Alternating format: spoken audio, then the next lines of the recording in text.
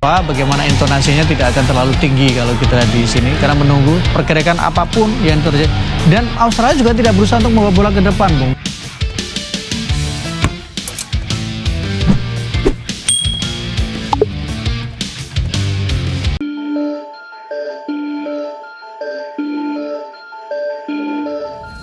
Pelatih Timnas Indonesia U17 Nova Arianto mengaku malu dengan permainan dalam pertandingan melawan Australia. Ya, duel pamungkas di grup G kualifikasi malam tadi berakhir imbang 0-0 yang meloloskan kedua tim ke putaran final Piala Asia U17 2025. Saat menghadapi Australia, terjadi hal aneh selama sekitar 20 menit terakhir, di mana pertandingan seolah-olah terhenti karena bola hanya dimainkan di sekitar pertahanan Australia. Para bek Australia hanya mengoper-ngoper bola di antara mereka tanpa menyerang ke wilayah Indonesia. Sementara para pemain Indonesia pun tak terlihat berupaya merebut bola dari Australia. Sosok yang juga sebagai asisten Sintayong itu mengaku mendapatkan kabar saat jeda pertandingan jika timnya seri saja sudah lolos. Secara permainan, saya pribadi jujur sebagai pelatih malu. Saya tidak begitu suka dengan jalannya laga, tetapi saya bersyukur kita bisa lolos. Akhirnya kami menyusun taktik untuk bertahan di area sendiri, lalu merebut bola dan melakukan serangan balik. Akan tetapi kita bisa lihat Australia pun tidak mau menyerang, ujar Nova Arianto. Terlepas dari itu, juru taktik berusia 44 tahun tersebut mengapresiasi performa para pemainnya selama kualifikasi.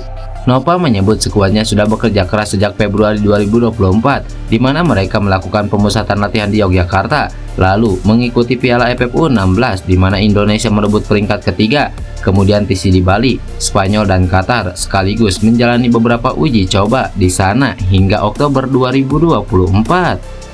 Saya mengapresiasi pemain karena tidak mudah, mereka harus meninggalkan sekolah cukup lama, namun semua akhirnya terbayar dengan lolos ke Piala Asia, jelas Nova Arianto. Keberhasilan Timnas Indonesia U17 lolos ke Piala Asia U17 2025 yang akan digelar di Arab Saudi pada 3-20 April mengikuti kesuksesan Timnas Senior dan Timnas Indonesia U20 yang juga melakukan hal serupa.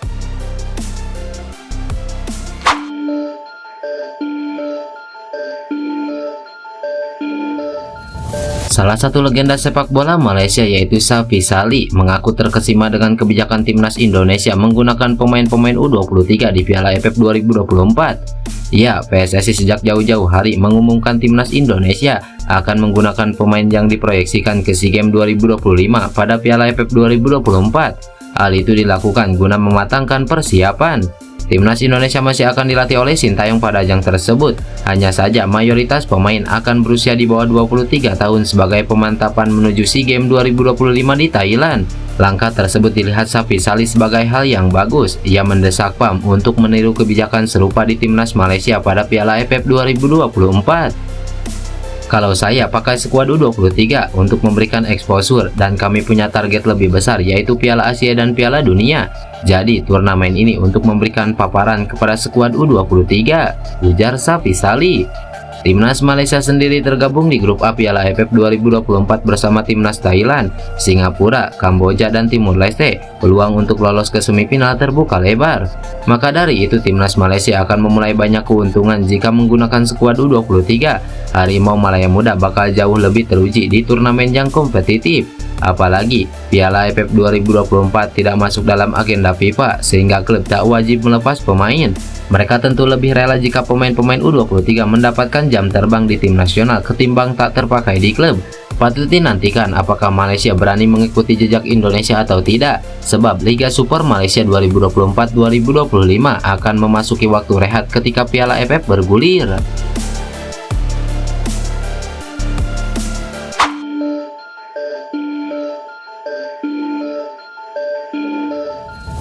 Akhir-akhir ini PSSI membahas soal wasit yang tidak netral selama pertandingan yang dilalui Timnas Indonesia di kualifikasi Piala Dunia.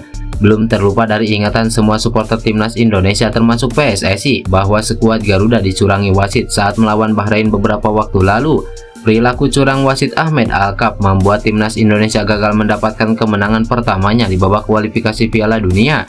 Usaha skuad asuhan Sintayong mempertahankan skor 2-1 hingga akhir pertandingan dihancurkan oleh keputusan wasit yang tidak menghentikan laga meski waktu telah berakhir. PSSI sebelumnya sudah mengirimkan surat ke AFC dan FIFA yang memprotes soal keputusan wasit di pertandingan timnas Indonesia versus Bahrain itu. Kini, PSSI kembali akan pasang badan untuk melindungi skuad Garuda, khususnya untuk menghadapi pertandingan-pertandingan yang akan datang.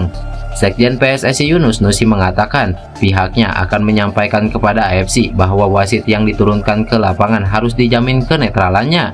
Ia mengatakan masyarakat Indonesia sebagian besar sangat memperhatikan sepak bola, apalagi timnas senior. Jika ada yang tidak adil dalam suatu permainan dan merugikan skuad Garuda, maka sudah jelas masyarakat akan marah. Oleh karenanya AFC ataupun FIFA harus bisa menjamin wasit yang memimpin pertandingan tidak memihak pihak manapun. Jangan sampai ketidaknetralan wasit yang memimpin ketika Indonesia bertanding akan membuat nuansa tidak baik antara kedua negara. Masyarakat kami, supporter dukung sepak bola, jangan coba-coba mengirim wasit tidak netral, mengirim wasit yang tidak baik. Masyarakat kami sangat cepat merespons sepak bola untuk menghindari ketidaknyamanan antara negara kami dan negara asal wasit berasal dan federasi kami ke AFC, jelas Yunus Nusi.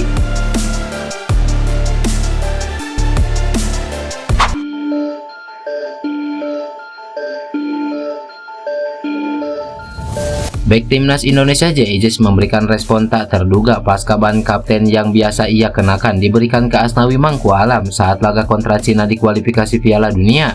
Sebagaimana diketahui, J.I.J dikenal sebagai kapten timnas Indonesia sejak bertarung di putaran ketiga kualifikasi Piala Dunia. Bek berusia 24 tahun itu pertama kali ditunjuk sebagai kapten saat skuad Garuda menghadapi Arab Saudi dan berlanjut hingga laga kontra Australia dan Bahrain. Namun saat timnas Indonesia melakoni laga keempat grup C melawan Cina, ban kapten yang biasa melingkar di lengan kiri J.I.J berpindah ke lengan kiri Asnawi Mangku Alam. Hal ini tak lepas dari keputusan Sintayong yang menunjuk Asnawi sebagai starter di posisi wingback kanan. Di samping itu, Asnawi sendiri merupakan kapten utama timnas Indonesia pilihan Sintayong bersama dengan Jordi Amat sebelum datangnya J.I.J. Hal ini pun menuai perdebatan di kalangan pendukung timnas Indonesia. Banyak yang menilai jika J.I.J jauh lebih layak dan cakap sebagai kapten karena jiwa kepemimpinannya. Di tengah perdebatan itu, manajer timnas Indonesia Sumarji membeberkan respon J.I.J pasca ban kaptennya dicopot dan diberikan ke Asnawi. Hal ini diungkapkan Sumarji saat Esko PSSI Arya Sinulinga bertanya apakah J.I.J tersinggung usai ban kaptennya diberikan ke Asnawi. Siapa sangka bek Venezia itu justru tak tersinggung dan dengan ikhlas memberikan Asnawi kesempatan untuk kembali menjabat sebagai kapten. Sumarji memaparkan jika J.I.J punya jiwa nasionalisme yang tinggi dan punya jiwa kepemimpinan yang mumpuni. Bahkan Sumarji menyebut dirinya tak segan bertanya kepada J.I.J soal cara agar pemain timnas Indonesia kompak. Saya tanya langsung sama J, kamu gimana? Kaptennya Asnawi. Oh gak apa-apa mas, kita kasih kesempatan Asnawi. Saya aja tanya ke dia gimana caranya bisa kompak. Leader top, saya banyak belajar sama dia, jelas Sumarji.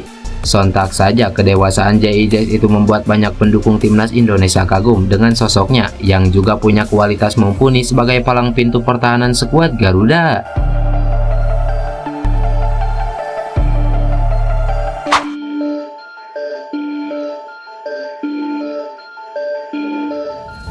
Performa apik Ragnar Oratmangun kembali menjadi sorotan di kancah sepak bola Belgia. Pemain timnas Indonesia ini berhasil mencetak gol perdananya bersama PSV Dender meski timnya harus mengakui keunggulan KV Mechelen dengan skor telak 2-5. Tampil sebagai pemain pengganti, Ragnar Oratmangun menunjukkan kelasnya dengan melepaskan tembakan keras yang bersarang di gawang lawan. Gol indah ini tercipta setelah ia menerima umpan matang dari rekan setimnya dan dengan tenang menaklukkan kiper lawan. Meskipun hanya bermain selama 20 menit, statistik Ragnar Oratmangun terbilang impresif. Ia berhasil mencatatkan 11 sentuhan bola dengan tingkat akurasi umpan 100%. Selain itu, 2 tembakan yang ia lepaskan semuanya tepat sasaran, termasuk gol yang ia ciptakan. Performa gemilang Ragnar tentu saja menjadi angin segar bagi PSV Dender. Pelatih tim pun berpotensi mempercayakannya sebagai starter pada pertandingan berikutnya. Selanjutnya, PSV Dender akan menghadapi tantangan berat saat bertemu Zulte Waregem di babak 32 besar Piala Belgia. Bukan hanya di level klub, Ragnar juga menjadi sosok penting bagi timnas Indonesia. Sejak debutnya, ia telah menyumbangkan 2 gol dari 7 penampilan. Keberhasilannya di level internasional semakin mengukuhkan dirinya sebagai salah satu pemain muda berbakat Indonesia. Dengan penampilan konsisten yang ia tunjukkan, Ragnar Oratmangun semakin mencuri perhatian pencinta sepak bola tanah air. Ekspektasi tinggi pun dialamatkan kepadanya untuk terus berkilau di kancah sepak bola Eropa.